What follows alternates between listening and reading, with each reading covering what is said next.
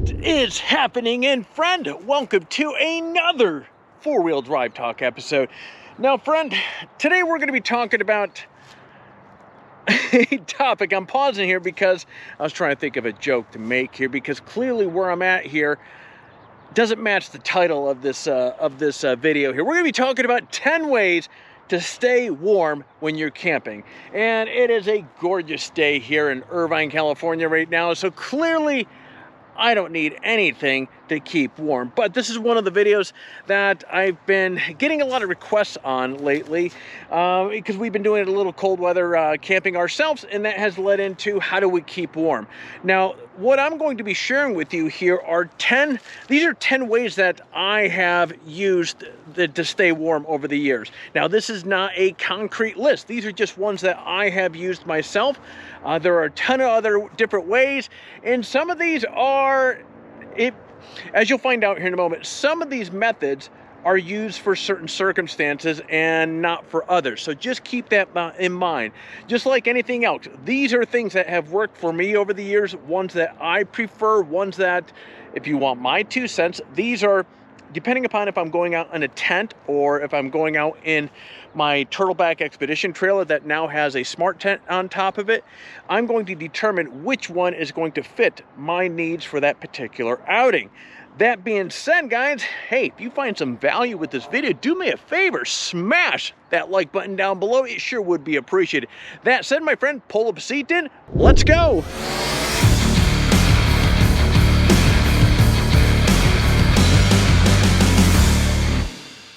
All right, kicking things off, the first way that I keep warm when I'm heading out is, it's the easiest. It's simply layering on the appropriate clothes. Now, depending upon what the weather is going to show as far as how cold it's going to be, will determine what sort of layers I'm going to be heading out with.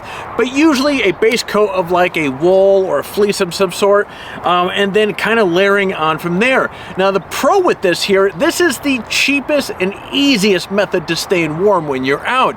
Now, the con, it can be a little bit of a pain to remove some of your clothes inside your sleeping bag or your tent if you get too hot. And another con is if you have to wake up in the middle of the night and you have to go pee, and if you have like 17 layers on, well, that could be a little challenging. Okay, the next solution is getting yourself a bottle that you can put warm water or hot water in. You want to heat the water up before you go to bed and pour it into the bottle. Again, let me emphasize, you need to make sure whatever bottle that you're using is rated to have hot water. Now, this is just my water bottle here today, so this is just for illustration. And what you do is once you have your hot water inside that bottle screwed up, and you put it in at the foot of your sleeping bag. Now, the pro is this is maybe one of the simplest solutions out of all the methods that I'm going to be sharing with you today. And another pro with this here is this is great for heating up a small area, like, as I mentioned, the foot of your sleeping bag or your side, depending upon your comfort level. Now, a con to a water bottle is, well, you have the chance of leakage, and that's why it's really important to make sure whatever bottle that you're using has a good seal on it. Now, another con is it doesn't stay warm all night, and a third con with this is it only heats up a small area, so that is, it is what it is. So maybe you have a couple bottles inside your sleeping bag. And speaking of which, good example, this thing's leaking on me. Now, the third way to stay warm at night when you're camping, and this one is probably one of the oldest methods aside from layering clothes, but that's really specific towards camping that I know, because when we were kids, we used to go camping. We would take the stones that were around our fireplace, or I'm sorry, around our fire pit, and we would put them on like a trash can lid, and we would bring them inside the tent, and it would keep that area pretty warm. I've even heard people taking the stones, and now obviously they can't be burning hot, but if they're warm, putting it along their backs and so forth, and there's a bit of therapeutic to that. But this method here is not one that's really practical, that if you're up on a rooftop tent like this, but if you're on a ground tent, yeah, that's really, I mean, it's more practical. You just bring a handful of the rocks in it on a trash can lid or something that is, if they're that hot, make sure that they don't go burning through the hole.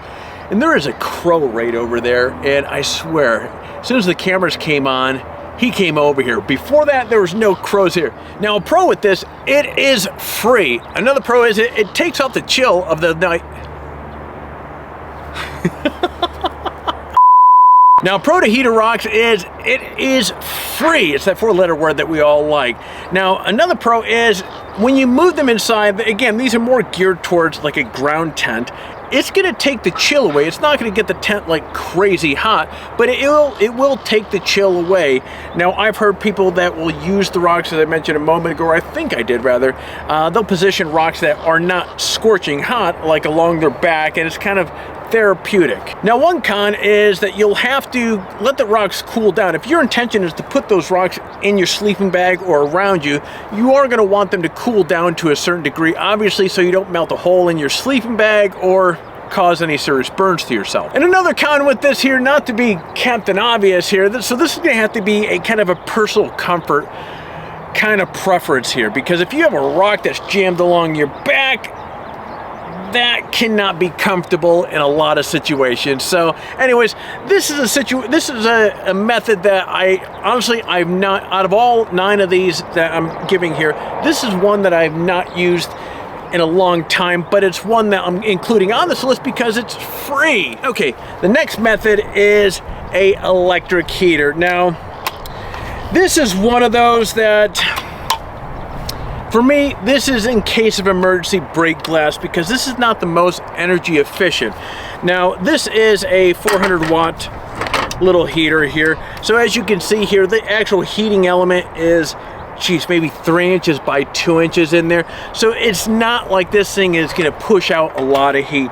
This is in case of emergency. The Alabama Hills trip, when that Chinese diesel heater failed, this was my in case of emergency break glass, and that big old tent that was on top of my turtle back then, this kept it about 40, no, that's right, no, we were about 50 degrees inside the tent, but outside it was 16 degrees, so it was working its ass off. Now, why this is not a preferred method, but for me more of an in case of emergency break glass, is because the amount of energy that this thing requires to run. So even with this big old thing right here from Blackfire, now this is a 1500. That 400 watts is gonna suck that thing dry pretty quick. Now then, of course, you have something like this. Now this is probably the better way, and this is actually what I did use to power this. This is an ALP, this is a propane generator from ALP. This is 1,000 watt. This is 850 running watts. So I have plenty of juice with this thing to run this. Now this runs on propane.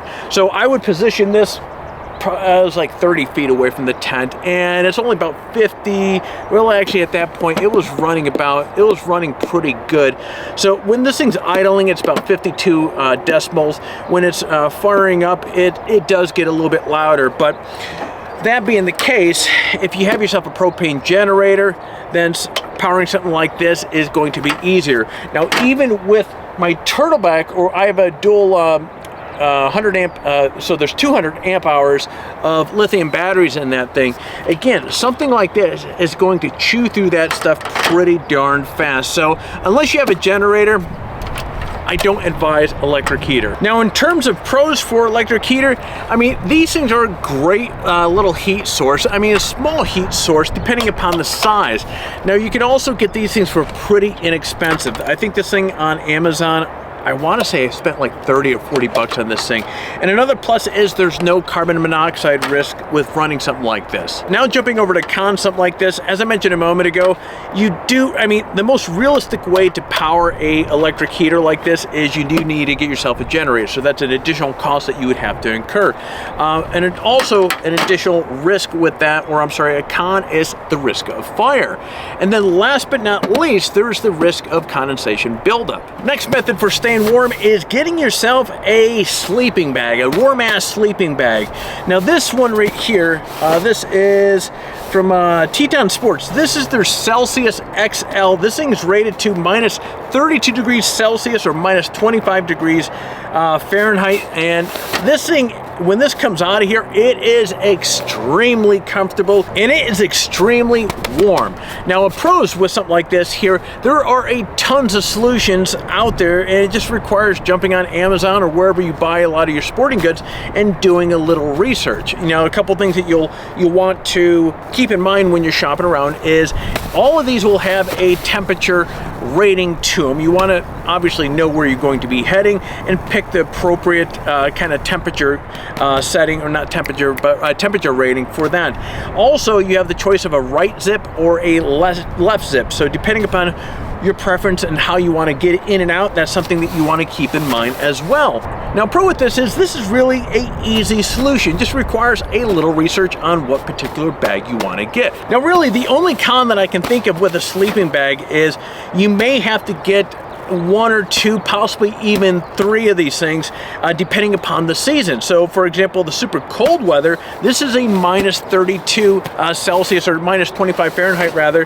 But during the summer months here in California, geez, you know, I don't need anything this extravagant. In a lot of cases, it's just it's a light duty sleeping bag, so something like 32 degrees or something like that. So that's something that you have to keep in mind. Depending upon how often or what seasons you're heading out, you may need to have 2 or 3 of these things. Okay, the next method here is hand warmers, and these things this is, I would say, something that I use throughout the day, but also in case of emergency, break glass in the evening. So if you're in your sleeping bag, you know, for example, these things are fantastic. You crack a few of these things open and kind of stuff them all over in different places throughout the sleeping bag. It's inexpensive. You can stuff them all over the place. They last long. Like these are, I want to say they're 8 hours. Yeah, some of these are 8 hours. So these things, if you stuff like, geez, 5 or 6 of these things throughout your sleeping bag, that's a good, inexpensive way to stay warm. Now, a con to these things is these are a one-time use. So after that 8 or 10 hours, well, you have to throw it away. And another con, I suspect, if you want a more kind of thorough, keeping warm, keeping your body warm, you're gonna need actually probably a lot more than 5 or 6 of these things. So you're gonna need a handful of these things. But again, for what they are, it's great to have.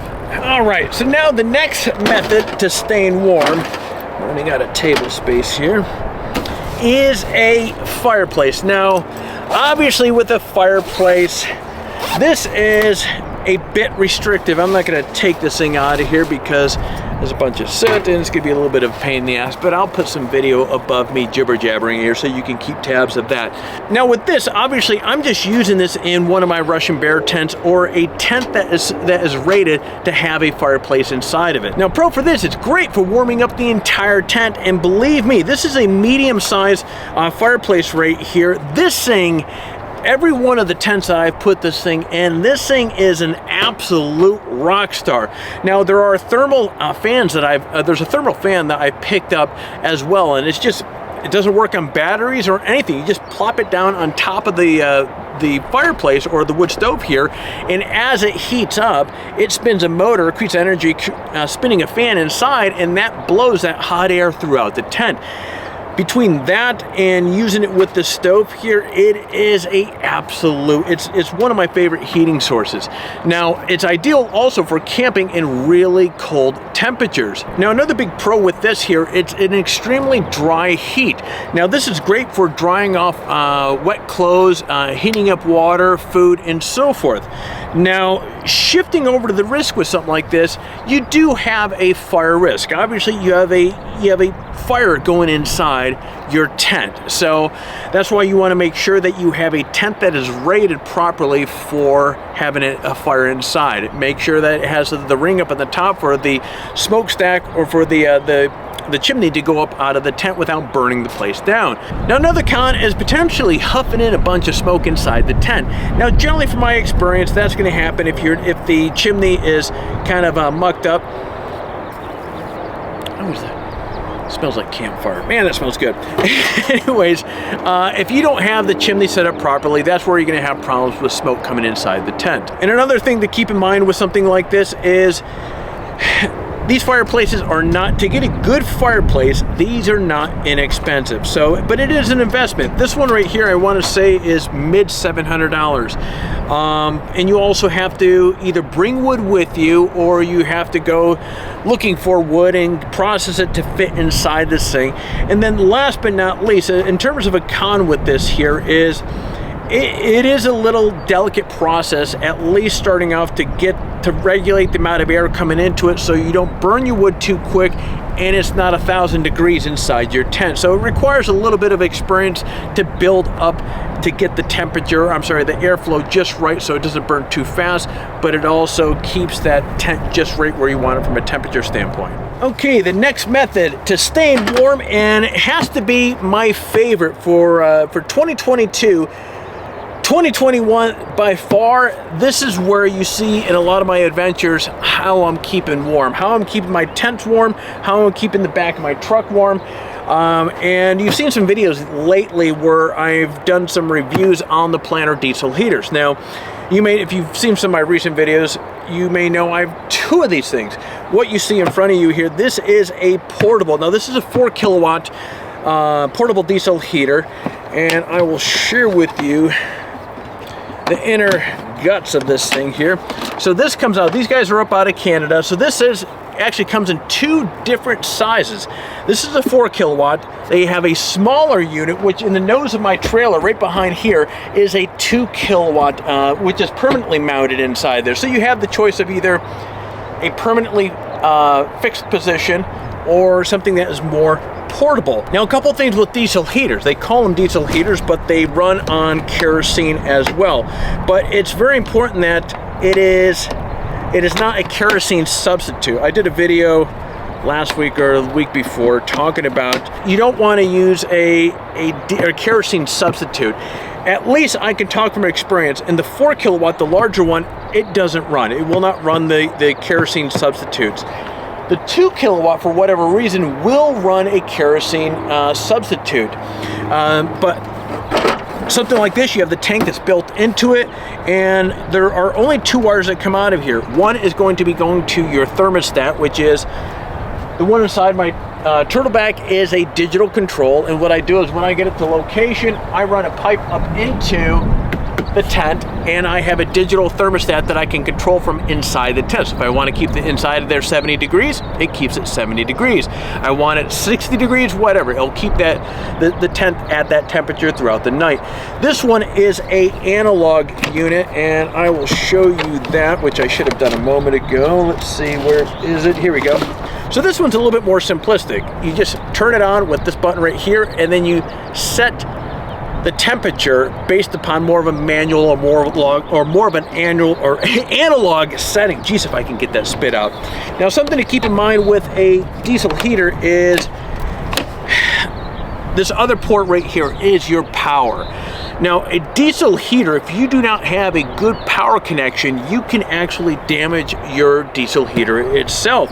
So, 2 things that are most important with a diesel heater to keep in mind: your power source. So you want to make sure it's out of the way, nobody's going to be stepping over it, tripping over it, and it doesn't accidentally get shut off. Again, if it does, it can damage your heater. So you want to make sure that you properly go through the proper shutdown sequence when you're running something like this. And also, you have the exhaust. So you want to make sure where you have this position, it's far away from wherever you're going to be breathing. Never operate something like this where the exhaust is inside your living where you're going to be at. Just common sense there. Now, when it comes to diesel heaters, I did quite a bit of research, and there's a handful of companies. There's really just a handful of companies that really build these really well. Last year, you may recall, we went out, because many of you were asking about the cheap Chinese diesel heater. So we went out and we tested one, and it was a disaster. It's unsafe. It actually ran for only a few hours before it died 2 a.m. in the morning, and I'm out there freezing my ass off trying to get the thing to work. And that's where that electric heater with the ELP generator came into the rescues, because I couldn't get that diesel heater to work. And so that was my plan B, my case of emergency break glass. Now, let's talk about the pros of something like this. It's instant, and it's dry heat, and it's fantastic. That's why I've turned a bit spoiled with these things over the last couple of years. These are by far my preferred choice of keeping warm. There's no condensation problems, and it also puts out a ton of heat into the rooftop tent, your garage, and actually the portable unit like this here. This is where, again, I was talking about this in a video that I just did, you kind of comparing the need of a fixed unit to a portable. If you decide to get a portable unit, this is great whether you have a rooftop tent, a ground tent, you want to use this to heat your garage, your boat, your RV, your house in case of emergency. So there's a lot of applications that you can actually use something like this. Now, a couple other things that really stand out that I like about these diesel heaters is they are really fuel efficient. So I can get a tank, I can go out for an entire weekend with a single tank. And also these things are it's actually quite surprisingly quiet. So when you're inside, the only thing that you can hear is the fan, kind of like if you have central air inside your house, that sound of air coming through your vents. The same thing applies here. That's what you hear inside the tent. And the fuel efficiency is really fantastic. Now let's talk about the cons. The cons are really price related. You have to look at something like this as an investment. And so with the diesel heater, that's why it's important that you select the right company. If you're going to spend good money to pick up a quality diesel heater, you want something that's going to last. Make that investment really work in your favor. So again, I went with Planner. These guys are up. It's a small family operation up out of Canada. And then another con, which I would have to say is kind of relative to where we are right now. Diesel fuel is like $1 zillion a gallon right now. It's actually not, but it's like $6. It's a little bit higher than normal. So some of you might be a little sensitive towards fuel prices of where they are right now. But other than that, I have not, if you're buying a quality diesel heater, there really aren't any cons. It's a great dry heat that just simply does what it's supposed to. All right, the next method of staying warm is a buddy heater. And of course, as you can see here, these things are ridiculously small. It also runs on a one of the 1 pound propane tanks, or you can actually get a hose and put it up to like a 20 pound or 5 pound or any other tanks there. And these things really put out a lot of heat. Now the cons of something like this is, of course, the risk of fire. Now granted, they do have safety switches inside that if they get knocked over, they go out, but still that risk is still there. Another thing that I just didn't like with it is inside, I used this when I had the annex room set up on my old tent. There was a lot of condensation that was being pumped out from this. It's just the downside to using propane. And of course, the last con of this is carbon monoxide risk. And that's of course where you want to have all the proper detectors or the carbon dioxide detectors inside your tent. And that goes the same with all of the methods that we've mentioned so far, with the exception of the electric heater for obvious reasons. And the last item on this list is a heated blanket. And this one you always have with me when I go heading out. And this works really, really well. Heated blankets surprisingly don't take a lot of juice. So you could either run it off of, like, for example, a Blackfire, or now this is as I shared with you, this is a 1500. The 500 will also power this as well. Or if you have a generator like this, 1000 watt generator is going to do the job. And the fun side with this here, or the pro side with something like this, is you put the heat where you want it. Now another pro with a heated blanket is these things are very easy to adjust the temperature. Now the negative with something like this, I would have to say, is at least with this one, it only stays on for a few hours, then it shuts off. And so worst case scenario, you have to continuously turn the thing back on. And other than that, I would have to say the con with a heated blanket is you need to either have a generator that's going to be powerful enough, a battery bank that is powerful enough, or if you have a trailer like something like this, you just need to have appropriate power source to be able to run something like this. And actually, now that I'm thinking about it, I suspect there's probably a fire risk with something like this as well. Well, friends, that is it for this video. You asked, and so I shared with you the 10 methods, the 10 ways that how I keep warm when I go winter camping. Now, with the exception of the rocks around the fire, the rocks around the fire, bringing them into the tent, I haven't used that one since I was a kid, but it was free, and if I didn't post something here that was free, boy, I would not be doing my job or for you guys. So I had to put that one in there, and so plus it's also kind of very unique. It's that time of the video where I'm going to ask you to do all that YouTube stuff because it really does help with the whole algorithm. So if you found some value with this video, do me a favor, hit that like button down below, crush it, smash that subscribe button if you're currently not subscribed to the channel, and last but not least, hit that bell so that you're notified every single time that we come out with the new videos. Friends, I have a whopping 55, as I shared with you. Well, actually, I think I shared it in the last video. So I came out here today with the intent to shoot 3 videos. I have a whopping 55 minutes left to shift gears, get my trailer back into storage, and meet my wife and son for dinner reservations. So that's going to be it for this video. I hope you enjoyed the video. That said, my friends, you get out there, stay healthy, and find your adventure.